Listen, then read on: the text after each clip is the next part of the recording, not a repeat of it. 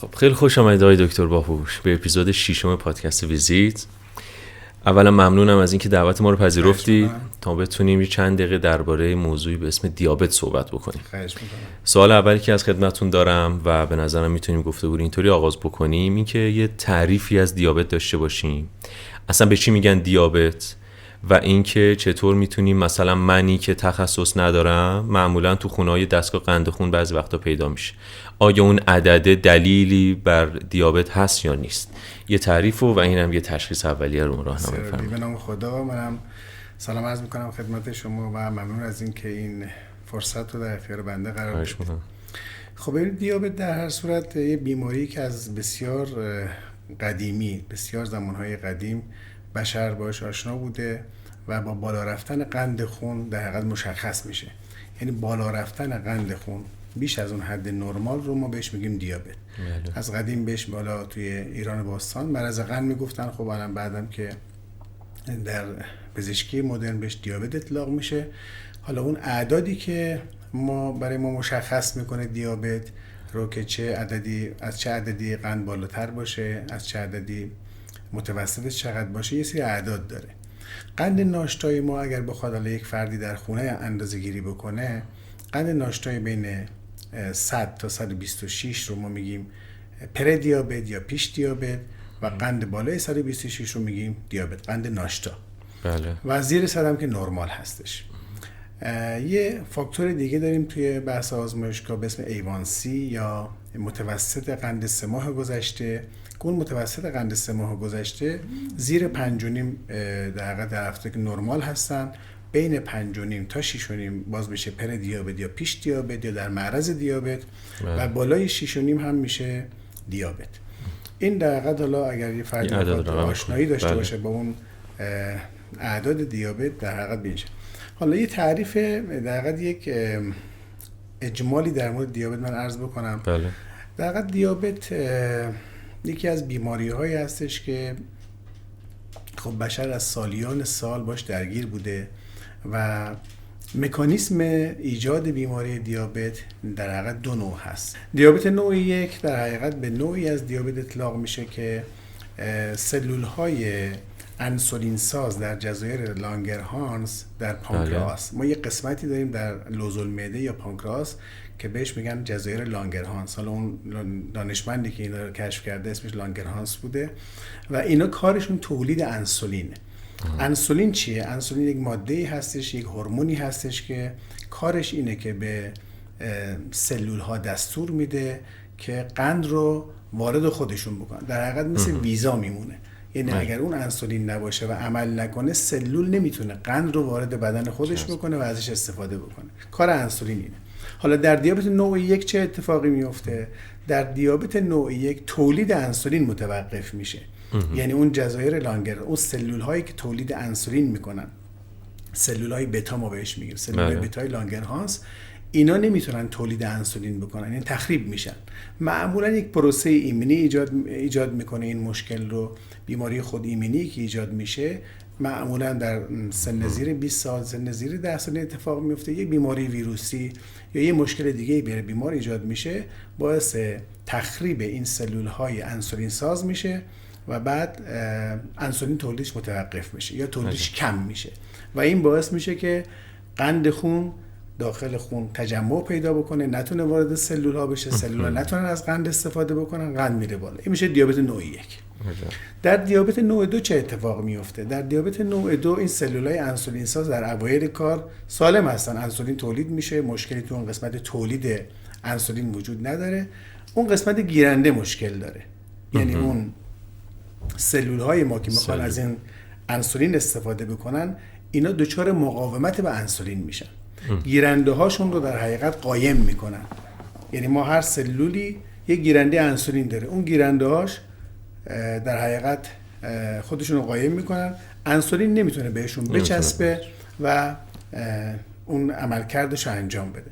بنابراین اتفاقی که میفته، علی‌رغم که بدن انسولین وجود داره در داخل بدن، ولی کارش رو نمیتونه انجام بده، قند در داخل خون تجمع پیدا میکنه و باعث افزایش قند خون میشه که ما بهش میگیم دیابت.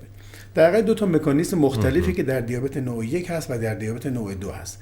دیابت نوع 1 بیشتر یک پروسه ایمنی ایجادش میکنه، خیلی ارث درش دخالت نداره، اگرچه ارث هم توش داریم ولی خیلی مقدار ارث کم هست، بیشتر اون پروسه ایمنی ایجادش میکنه. دیابت نوع 2 بیش از 90% افراد در حقیقت ارثی هستن، یا یکی از اعضای خانواده، پدر یا مادر معمولا دیابت دارن، یا گاهن ممکنه حتی پدر مادر نداشته باشن، اقوام درجه یک، حالا عمه یا خاله یا پدر بزرگ مادر بزرگ داشته باشن و این بهشون به ارث میرسه و باعث ایجاد در حقیقت دیابت نوع 2 میشه.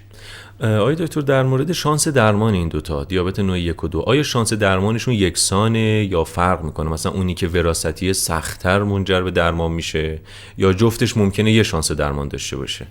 ببینید دیابت نوع 1 با تجربه فیزیولوژی ایجادش، فیزیوپاتولوژی ایجادش و دیابت نوع 2 کلا درمانشون با هم متفاوت هستن. خب اولی که ما در دیابت از درمان صحبت نمی کنیم، چون درمان موقعی اطلاق میشه که دیگه کاملا اون بیماری از بین بره. بله. بیماری دیابت متاسفانه از وقتی که ایجاد میشه دیگه از بدن فرد از یعنی خارج نمیشه، حتی اگر قند فرد هم کنترل باشه، حالا چه با دارو چه با غیر دارو، باز ما اون لفظ دیابت و بیماری دیابت رو فرد اطلاق میکنیم، یعنی اون بیماری دیابتی تو بدن فرد هست. دیابت نوع 1 با توجه به این که وابسته به انسولین هست، چون انسولین تولید نمیشه، خب کنترلش یه مقدار سخت‌تره. اولا طول ازمان بیماری طولانی تره، چون زمان شروع بیماری معمولا در دوران کودکی اتفاق میفته یا حتی در دوران نوجوانی اتفاق میفته. بنابراین یک زمان بسیار طولانی این دیابت شما دیابت وقت داره که اون عوارضش رو ایجاد بکنه. ببینید شما اگر یک فردی دیابت داشته باشه، یعنی قندش بالا باشه، خب بعد از 5 تا 10 سال کنترل نباشه، عوارض شدید بیماری دیابت ایجاد میشه. عوارض قلبی، عوارض چشمی، عوارض پایی، عوارض عروقی که ایجاد میکنه. خب حالا این فردی حساب که از 10 سالگی دیابت داره، خب این اگه خوب کنترل نشه تو 20 سالگی به عوارض میرسه.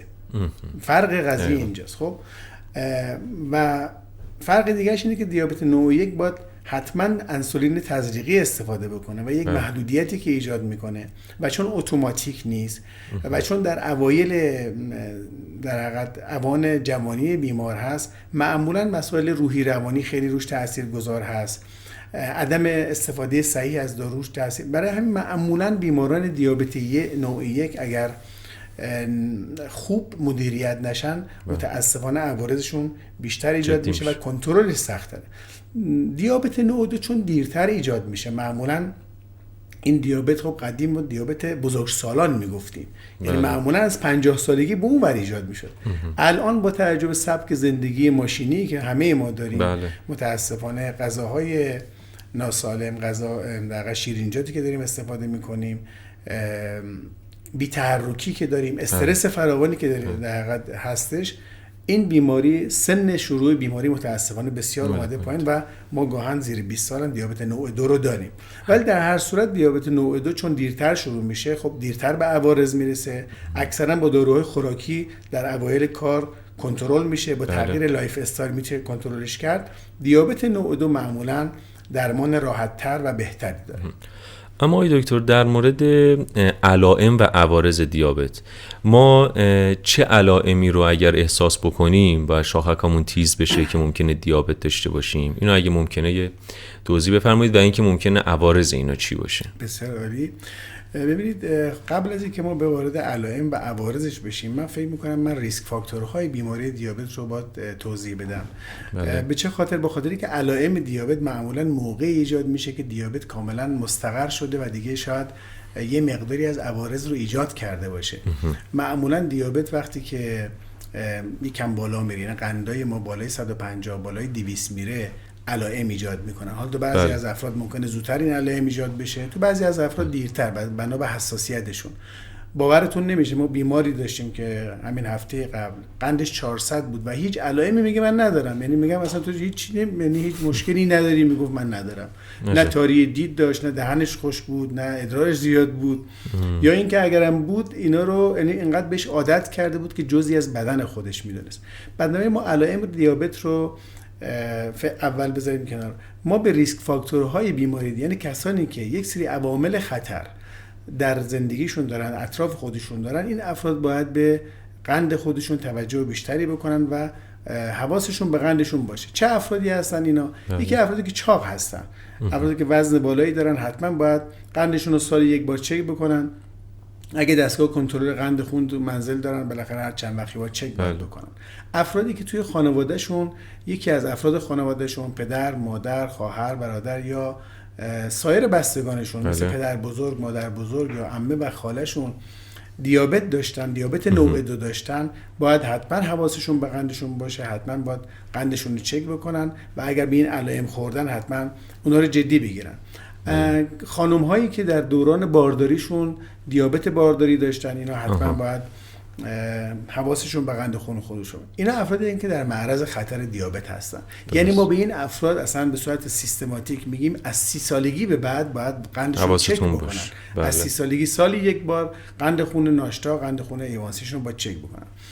علائم بیماری هم که عرض کردم موقعی ایجاد میشه که دیگه یه مقداری قند خیلی بالا رفته باشه، خشکی دهن هست، تاری دید هست، پر ادراری هست، پرنوشی هست، کاهش وزن شدید هست. اینا علائمی هستش که اگه یک بیماری یا خودش یا اطرافیانش این علائم رو داشت، حتما باید به فکر دیابت باشن و سریع قند خون خودشون چک بکنن و عوارض دیابت. ما اصلا برای چی دیابت رو درمان میکنیم؟ حالا قند خون اصلا بالا باشه چه اتفاقی میفته مگه؟ بله. اتفاقی که میفته اون عوارضیه که ایجاد میکنه. قند خون بالا، یعنی وقتی قند خون بالای اون اعدادی باشه که ما بهش میگیم که قند خون غیر کنترل، آن کنترل، دچار یک عوارضی میشن بیماران که عوارض عروقی هست. ما در تمام بدن عروق خونیمون کشیده شده، یعنی هر جای بدن بالاخره عروق. حالا هر جای بدن که رگ داره پس از عوارض دیابت در امان نیست. چرا؟ چون قند خون در داخل رگ‌های خون بالاست و این بالا بودنش باعث ایجاد سمیت و مسمومیت برای سلول‌های بدن میکنه. بیشترین جاها و ارگان‌هایی که با دچار آسیب میشن، دچار مشکل میشن و جزء اعضای حیاتی بدن هستش، شبکیه چشم هست که خب متاسفانه تو اکثر بیمارای دیابتیک کنترل نشده دچار مشکل میشن. بعد از 5 تا 10 سال اینا دچار مشکلات شبکیه میشن، دچار کوری میشن. عروق پاشون هستش که دچار زخم دیابتی میشن، اگه کنترل نباشه متاسفانه منجر به قطع پای فرد ممکنه بشه. عوارضی که روی عروق مغز میذاره، عوارضی که روی عروق قلب میذاره و عوارضی که روی کلیه میذاره، اینا ارگان‌های اصلی بدن هستن که از دیابت اینا در حقیقت دچار عارضه میشن و ما منظور و هدفمون از درمان دیابت اینه که از عوارض این ارگان‌ها جلوگیری کنیم. بیمار در اواخر عمرش یا در اواخر این بیماری دچار مشکلات دیالیز نشه.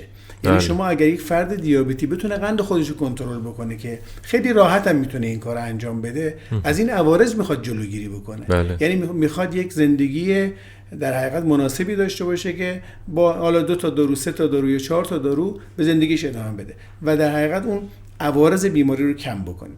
هدف ما از درمان دیابت در حقیقت اینه که ما عوارض بیماری دیابت رو کم بکنیم. بسیار عالی. در مورد کنترل دیابت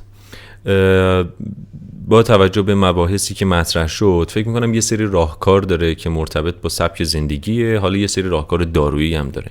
اون قسمت سبک زندگی رو چه حالا کسایی که ریسک فاکتورها رو دارن، مثلا افزایش وزن دارن، چه کسایی که خب میخوان به این سیستم دچار نشن، میخوان همچنان دور باشن از داستان دیابت، حالا چه سبک زندگی، چه نحوه فعالیت، چه در واقع رژیم غذایی، چه توصیه دارید برای افراد که چه سبک زندگی رو شروع بکنن که دور باشن از دیابت؟ خب این بسیار مهمه دیگه، این سبک زندگی در بیماران دیابتی. خب دیابت نوع 1 باز من تقسیم کنم به این 2 تا دیابت چون یه مقداری متفاوته. دیابت نوع 1 خب حالا بحث سبک زندگی شاید اهمیت بحث دومش باشه. به هر حال اون بحث انسولین درمانی از ما ابتدای بیماری شروع میشه و ما اصلا زمانی نداریم که مثلا با سبک زندگی بخوایم قند رو کنترل بکنیم. اول درجه اول درمان انسولینی هست. خب در کنارش رژیم غذایی رو باید رعایت بکنن، فعالیت بدنی مناسب باید داشته باشن، از استرس باید دوری بکنن، چه در دیابت نوع 1 چه در دیابت نوع 2. ما 3 تا در حقیقت 3 تا پایه داره این درمان دیابت غیر از دارو. یعنی ما اگه دارو رو بذاریم کنار، اگر بخوایم 3 تا اون پایه‌های اصلی دیابت رو برای بیمارا توضیح بدیم، مهمترینش استرسه. یکی از اونها مدیریت استرس هستش، یکی هم مدیریت رژیم غذاییش هستش، یکی هم مدیریت فعالیت بدنی. دیابت نوع 2 که بسیار به اینا وصله. یعنی اگر یک کسی که دیابت نوع 2 داره یا در معرض دیابت نوع 2 هست، پردیابت هست، پیش دیابت، هنوز قندشون قدری بالا نرفته که ما دارو بخوایم بهش بدیم، یا اصلا استعداد دیابت داره، اصلا قندش پیش دیابت هم نیست، خودش فکر میکنه که استعداد دیابت داره، مثلا پدر و مادر دیابتی هستن، خودش هم چاقه، خب این فرد قطعا در معرض دیابت دیگه. قندش هم ممکنه الان 90 باشه، اصلا قندش بالا نیست، ولی این فرد در معرض دیابت اگر رعایت نکنه، اگه وزنشو پایین نیاره، حتما دیابت خواهد گرفت. خب چیکار باید بکنه؟ این تغییر لایف استایل بسیار مهمه. یکی دوری از استرس. استرس بیش از 50% در بحث دیابت، هم دیابت نوع 1 هم دیابت نوع 2 دخیل هستش. اگر یک فرد بتونه، فرد دیابتی، استرسش رو کنترل کنه، 50% کار رو حل کرده. بحث دوم بحث ورزش هست. توصیه انجمن جهانی دیابت برای بیماران دیابتی 150 دقیقه ورزش در هفته هستش. در هفته 150 دقیقه. بله. این 150 دقیقه رو بیمار میتونه به فراخور وضعیت خودش تقسیم کنه در ایام هفته. حالا یک فرد میتونه هر روز هفته رو ورزش بکنه، تقریبا میشه روزی نیم ساعت. بله. حالا یه فردی میخواد روز در میون ورزش بکنه، میشه روز در میون 1 ساعت. خب ورزشی هم که ما معمولا برای بیمارا توصیه میکنیم ورزش‌های ملایم، ورزش‌های هوازی هست، مثل پیاده روی، مثل دوچرخه سواری، مثل شنا، ورزش‌هایی که مریض اذیت نشه، خسته نشه. بعضی از بیمارا خب مثلا میرن ورزش‌های سنگین انجام میدن، ممکنه ورزش‌های سنگین تو بعضی از افراد اذیتشون بکنه یا قندشون حتی بالا ببره. ما توصیه نمی‌کنیم خیلی ورزش سنگین مثلا روزی 2 ساعت شما برید ورزش بکنید، این بدن رو خسته میکنه و ممکنه از اون طرف قند رو حتی بالا هم ببره یا دچار عوارض دیگه‌ای بشه. بحث سوم بحث رژیم غذایی هست، چه باز در بیماران دیابت نوع 1 چه در دیابت نوع 2. دیابت نوع 2 مهمترین ریسک فاکتور دیابت نوع 2 چاقیه. یعنی فرد باید وزنش رو کنترل بکنه. اگر بتونه اون رژیم غذایی که رعایت میکنه منجر و نتیجهش این باشه که وزنش کم بشه، به اون وزن مناسب برسه، خیلی از این بیمارا دیابتشون کاملا کنترل میشه. خیلی از بیمارا اصلا نیاز به دارو هم حتی پیدا نمیکنن، یا اینکه اگر دارو دارن داروشون کم میشه و بهتر کنترل میشه. هر چقدر قند بهتر کنترل بشه، خب عوارض ما کمتر خواهیم داشت. رژیم غذایی هم که من خیلی خلاصه بگم که بیماران دیابتی چه جور رژیمی باید داشته باشن. ببینید رژیم بیماران دیابتی رژیمی نیست که یه رژیم سخت رو ما هیچ وقت پیشنهاد نمی‌کنیم، چون یک رژیمی که باید مادام العمر رژیم داشته باشه. مهمترین رژیمی که من خودم توصیه میکنم برای بیماران دیابتی دوری از شیرینیجاته. شیرینیجات که عرض میکنم منظورم خوراکی‌های شیرینه، مزه شیرین داره، چه شیرینی‌های طبیعی و چه شیرینی‌های غیر طبیعی. خیلی از بیماران دیابتی میوه ها رو اصلا جزو شیرینی حساب نمی‌کنن. بیمار 20 سال قند داره، به ما مراجعه میکنه، میگه دکتر من روزی 1 کیلو انگور میخورم. خب این انگور 1 کیلو داری میخوری، یعنی روزی 1 کیلو شیرینی خامه‌ای دارید میخوری. خب یعنی پس برابری میکنه از نظر ریسک. بله شما ببینید میوه‌جات، خصوصا میوه‌های شیرین که اندکس گلایسمی بالایی دارن، مثل انگور، مثل خربزه، مثل طالبی، اینا عین شیرینیجات میمونن، این فرقی با قند و شکر ندارن، فرقی با مربا ندارن. باید نمیگیم میوه نباید بخورن، توصیه ما اینه که اولا میوه های کم شیرین استفاده بکنن و اونم به اندازه 1 واحد 2 واحد میوه در روز بیشتر نباید استفاده بکنن. میوه هایی که خیلی شیرینن مثل انگور، مثل خربزه، اینا رو سعی بکنن استفاده نکنن. یا بعضی از بیماران مثلا حالا برای مصارف دیگری ممکنه بهشون توصیه شده باشه مثلا شیره انگور میرن میخورن، هر روز میگه صبحانه من شیره انگور میخورم. خب این معلومه که قند مریضون میره بالا. بنابراین شیرینیجات رو با در اول، یعنی مهمترین کاری که باید بکنن برای کنترل رژیم غذاییشون محدود کردن شیرینیجات هست. در درجه دوم اون غذایی که ما میخوریم، نون و برنج و سیب زمین و اینا، ما توصیه نمی کنیم که اینا رو حذف کنن. خیلی از بیمارا مثلا میگن ما برنج نمیخوریم، مثلا میگه شام من برنج نمیخورم، شام میوه میخورم. خب این کار بدتر از اون، یعنی شما اگه برنج بخورید بهتر از اینکه این اشتباهی که خیلی از بیمارا دارن متاسفانه. خب یه مقداری خیلی خلاصه بگم، ما توصیه‌مون برای بیماران دیابت از نظر رژیم غذایی، غذای سر سفرهشون رو بخورن، صبحانه‌شون رو بخورن، نهارشون رو بخورن، شامشون رو بخورن، نون و برنج و ایناشون رو بخورن، به اندازه بخورن، پرخوری نکنن. اون پرخوری کردن کارو خراب میکنه.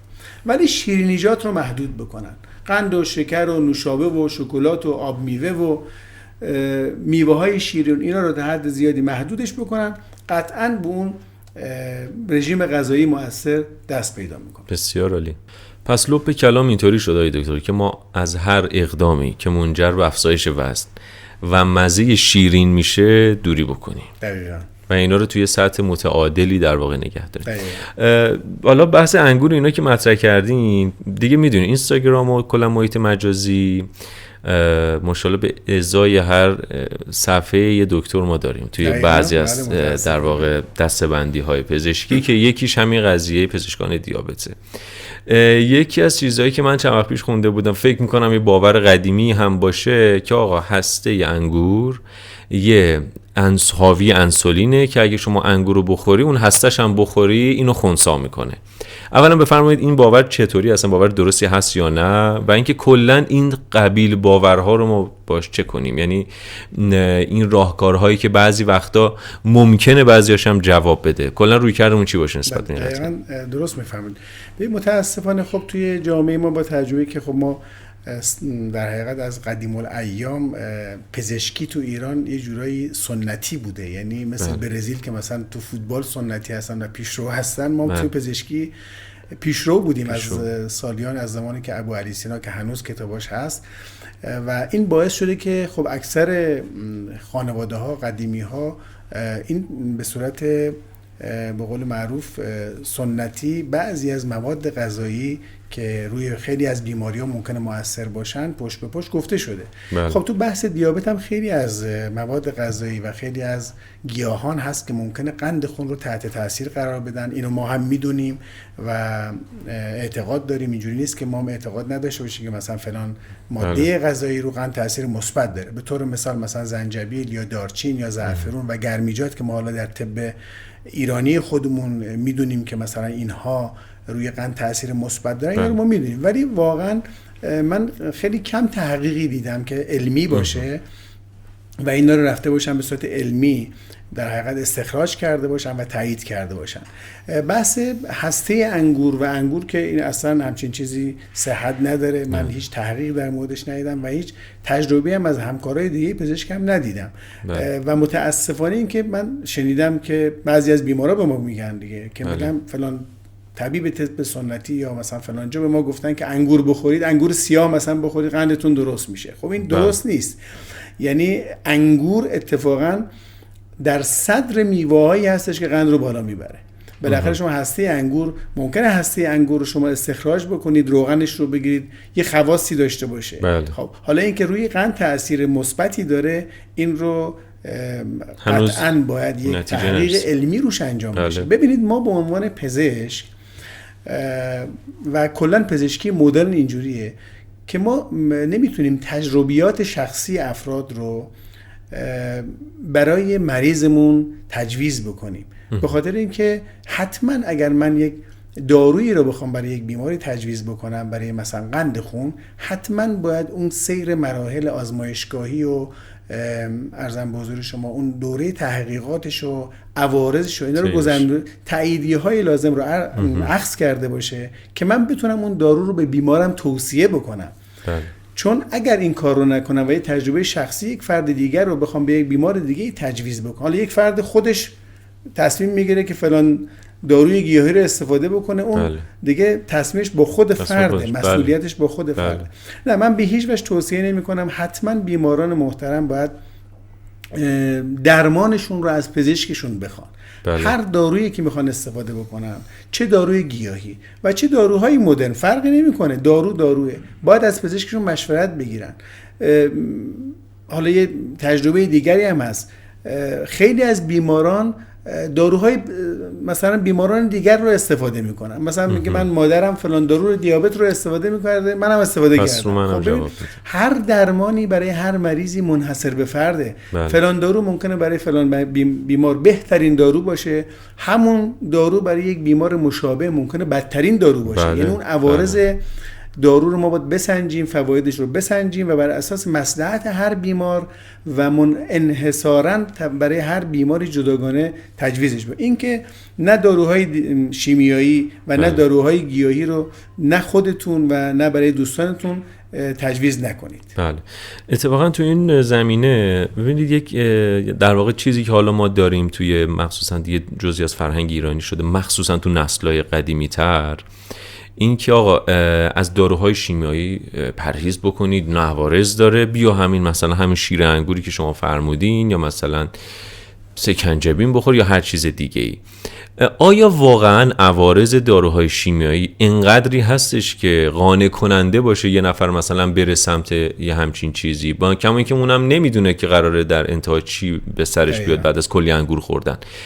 چقدر عوارض داره این داروهای شیمیایی واقعا؟ ببینید واقعیتش من برای بیماران بعضی وقتا میگم عوارض این داروهایی که حالا مثلا برای دیابت ما میدیم در مقابل خود دیابت باید بسنجن که عوارض دیابت چقدره و عوارض اون داروی دیابت چقدره. در حقیقت مثل این که ما یک فیل رو با یک مورچه بخوایم تشبیه کنیم. یعنی اگه ما دیابت رو یک فیل در نظر بگیریم، عوارض اون دارو میشه مثل اون مورچه. یعنی شما به خاطر عوارضی که به اندازه یک مورچه هستش نباید این رو فدای اون عوارض زیاد بکنید. منظور من اینه که به هر حال هر دارویی ممکنه عارضه‌ای داره، ولی عوارض اینقدر کم هست در مقابل عوارض بسیار بالای دیابت به حساب نمیان. این یک. دو اینکه اینجوری نیست که داروی گیاهی بی عارضه باشه. اولا هر داروی گیاهی داروه، یعنی داروی گیاهی و شیمیایی نداره. دارو یعنی یه چیزی که میره در داخل بدن به یک گیرنده میچسبه و اعمال اثر میکنه، میره به یک رسپتور میچسبه. خب حالا این چه داخل اون عرقیجاتی باشه که یک فرد استفاده میکنه، چه داخل اون قرصی که به بیمار میدیم. خب حالا اون میره به اون گیرنده میچسبه، اعمال اثر میکنه. هیچ فرقی در این نیست اگر ما اسم یه چیز رو میذاریم دارو، یعنی که این اتفاق میفته.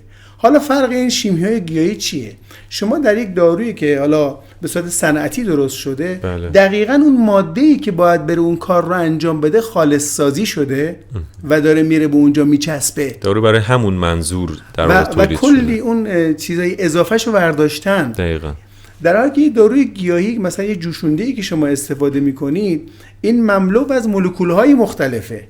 یکیش خب ممکنه قند شما رو بیاره پایین، 10 تا دیگهش ما نمیدونیم به کجاها میچسبه. خب رو کبد تاثیر منفی داره. این که فکر بکنید داروی گیاهی، نه، این اصلا این ایده درستی نیست. بعضی از مواد غذایی من اسم دارو روشون نمیذارم.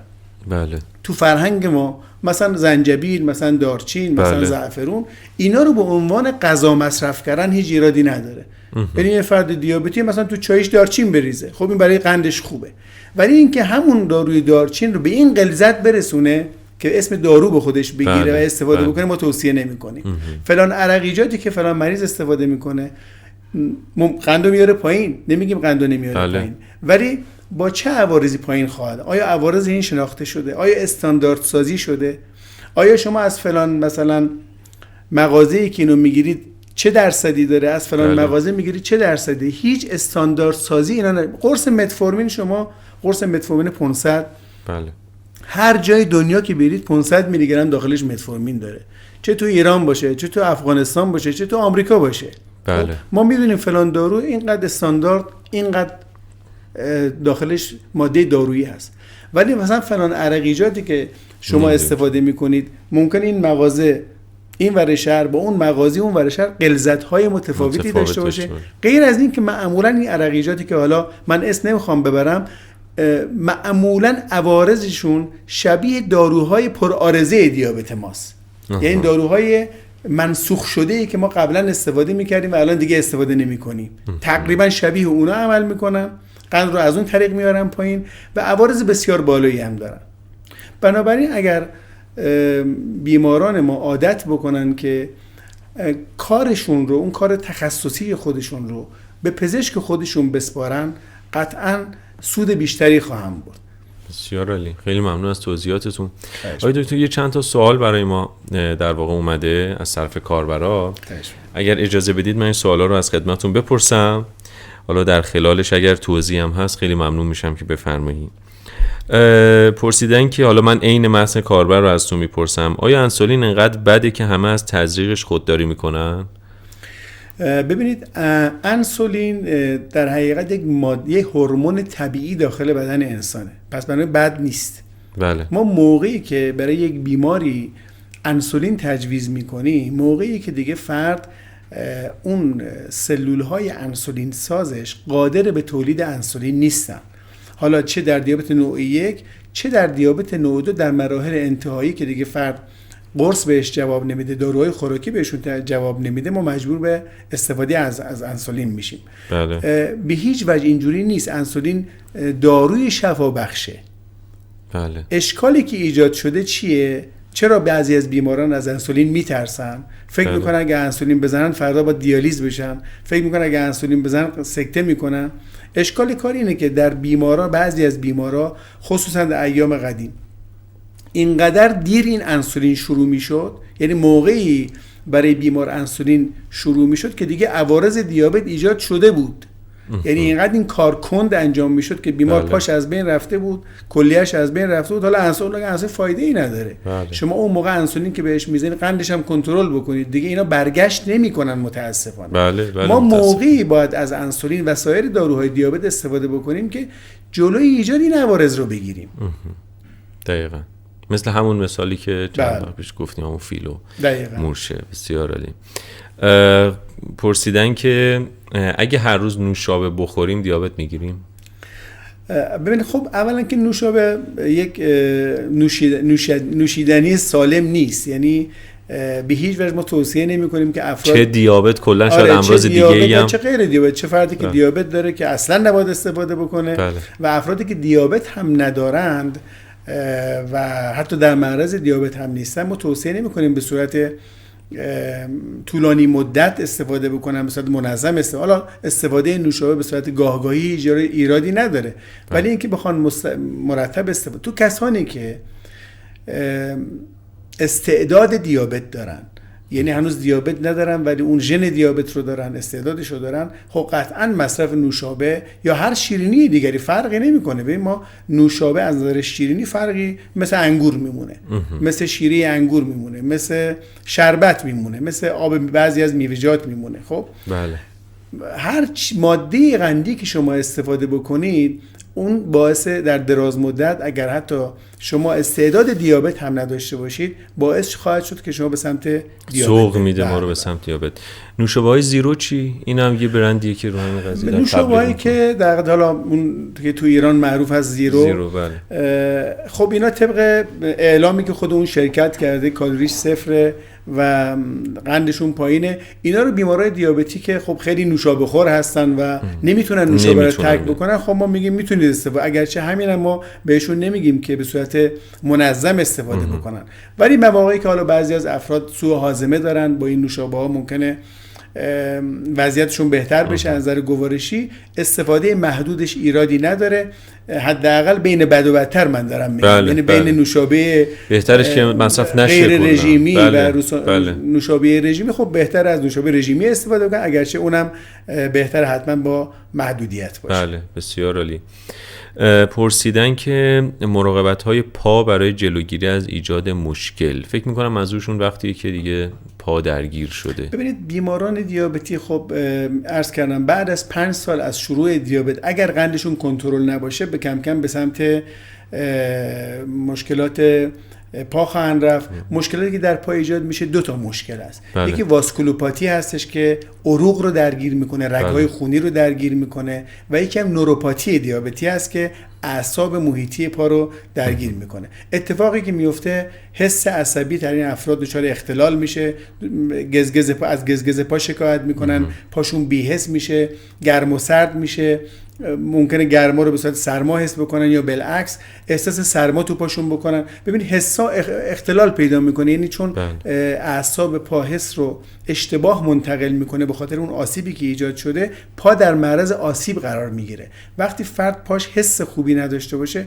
ممکنه یه مثلا یه تیکه یه ریگ کوچیک مثلا وارد کفشش بشه و همین باعث ایجاد یه زخم بشه، یا خشکی پا ممکنه باعث ایجاد زخم بشه، یا مثلا بره داخل سرویس بهداشتی آب داغ بریزه رو پاش متوجهش نشه، پاش بسوزه تاول بزنه، یا پاشو بچسبونه به بخاری. پاش مشکلی ممکنه از سرمایی نداشته باشه ولی احساس سرما میکنن، اینا پاشونو میچسبونن به بخاری و چون حس ندارن پاشون تاول میزنه میسوزونه و اون ابتدای ماجرا هست. چون خونرسانی خوبی هم حالا نداره باعث میشه که یه زخم ایجاد بشه و این زخم به درمان جواب نمیده و متاسفانه خیلی از این بیمارا دچار مشکلات عدیده میشن و اگر خوب کنترل نشه متاسفانه باید درمان جراحی انجام بشه و خب این خوشایند نیست. برای جلوگیری از این کار حتما باید بیماران دیابتی مراقب پاشون باشن. چجوری باید مراقبت بکنن؟ حتما هر شب پاشونو معاینه بکنن، لای انگشتای پاشونو معاینه بکنن زخم نشده باشه. حتما پاهاشونو هر شب چرب بکنن، ماساژ بدن، از کفش مناسب استفاده بکنن، کفششون گشاد نباشه، تنگ نباشه، از جوراب مناسب استفاده بکنن. داخل منزل، داخل خونه، روی فرش هم حتی توصیه ما اینه که از این کفشای حوله‌ای استفاده بکنن که پاشون آسیب نبینه. اینو مراقبته که اگه فرد دیابتی، خصوصا اینه که دیابت طولانی مدت دارن انسولین استفاده میکنن، نوروپاتی دیابتی دارن، اگر این کارها رو انجام بدن معمولا از زخم پای دیابتی جلوگیری میکنن. بسیار عالی، خیلی ممنونم. و اما سوال آخر این که کلا در مورد قضیه پیش دیابت سوال زیاده. یکی از سوالات اینه که کسی که پیش دیابت داره باید قرص مصرف کنه یا تغییر لایف استایل کافیه؟ ببینید پیش دیابت در حقیقت یعنی که قند ناشتای بین 100 تا 126. خیلی از بیماران ما داریم قندشون مثلا 110. 2 سال، 3 سال، 5 سال قندش 110. نه بالاتر رفته نه پایین‌تر اومده. خب توی پیش دیابت مهمترین چیز اینه که اون تغییر لایف استایل. اگه لایف استایل رو فرد رعایت بکنه. لایف استایل یعنی چی؟ یعنی که همون رژیم غذاییش رو رعایت بکنه، یعنی که ورزش بکنه، ورزش منظم بکنه، از استرس دوری بکنه. با همینا میتونه کنترلش بکنه. اگرچه تو افرادی که اون قند ناشتاشون بالای 115 هست، یعنی یک کم از 100 رفته بالاتر دیگه، ما توصیه میکنیم دارو هم استفاده بکنن.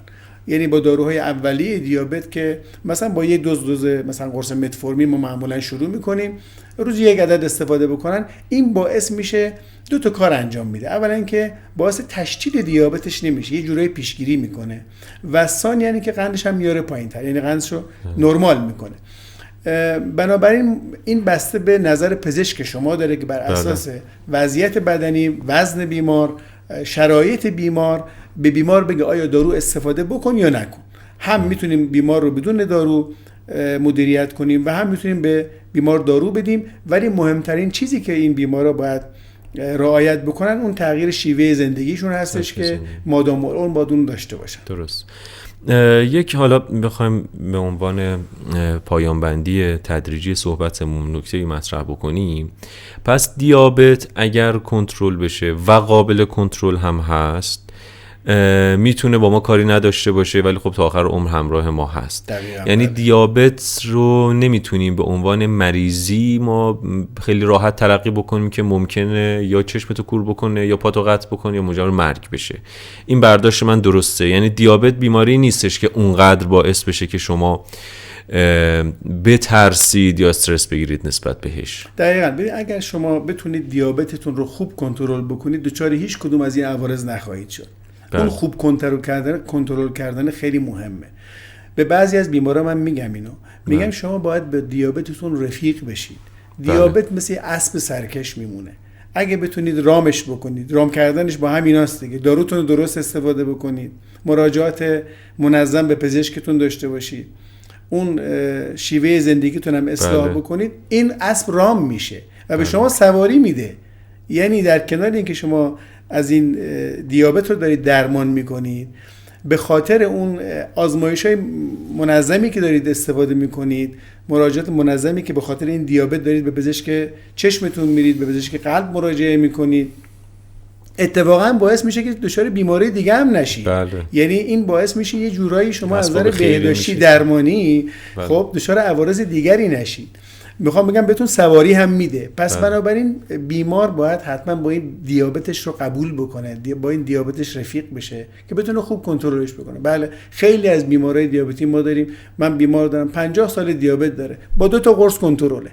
بله. یعنی تو این 50 سال 2 تا قرصش 3 تا قرص نشده. چرا؟ چون رعایت کرده، چون رژیم غذاییش رو رعایت کرده، چون ورزش کرده، از استرس دوری کرده. الان 80 سالشه. یعنی اون سن طبیعی خودش هم کرده، نه پاش دچار درگیری شده، نه مشکل قلبی پیدا کرده، نه سکته مغزی کرده، نه کلیه‌اش دچار آسیب شده.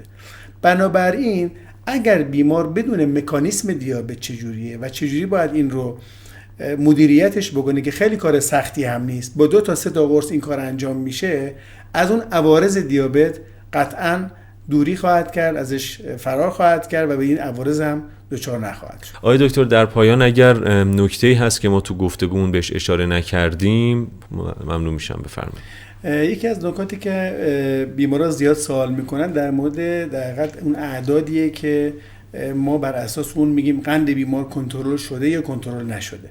ببینید در یک فرد دیابتی اون اعدادی که ما در نظر داریم با یک فرد غیر دیابتی متفاوته. هدف ما از کنترل دیابت یک فرد اینه که قند بیمار رو، قند ناشتای بیمار رو بین 100 تا 126 نگه داریم. اگر قند ناشتای بیمار بین 100 تا 126 نگه داشتیم ما این به اون هدف ما از کنترل دیابت رسیدیم. و قند ایوانسی بیمار یعنی اون قند 3 ماهه یا اون معدل قند 3 ماه گذشته بیمار رو بین 5.5 تا 6.5 نگهش داریم یا زیر 7 دیگه. نهایتاً این قند زیر 7 اگر باشه ایوانسیش ما میگیم کنترل شده. نیازی نیست که ما این اعداد رو به یک فرد سالم برسونیم، یعنی ما نیازی نیست که قند ناشتای بیمار رو زیر 100 برسونیم یا نیازی نیست که ما ایوانسی بیمار رو زیر 5.5 برسونیم. این رو من عرض کردم که خیلی از بیمارا براشون سوال هستش که چرا پس قند من مثلا 110 ولی شما میگید کنترله، به این خاطر هست. این ناشتایی یه زمان هم بدید ممنون میشم. یعنی چند ساعت رو ما ناشتایی لحاظ بکنیم؟ ما معمولا برای دیابت ناشتایی 8 ساعت رو در نظر میگیریم. یعنی برای قند خون اگه یه فردی قند 8 ساعتش رو بگیریم، برای یک فردی که نرمال هستش با زیر 100 باشه. اگرچه دیگه از 95 به بالا یعنی که یه مقداری این فرد داره به سمت اون پیش دیابته میره. یه جوری میره.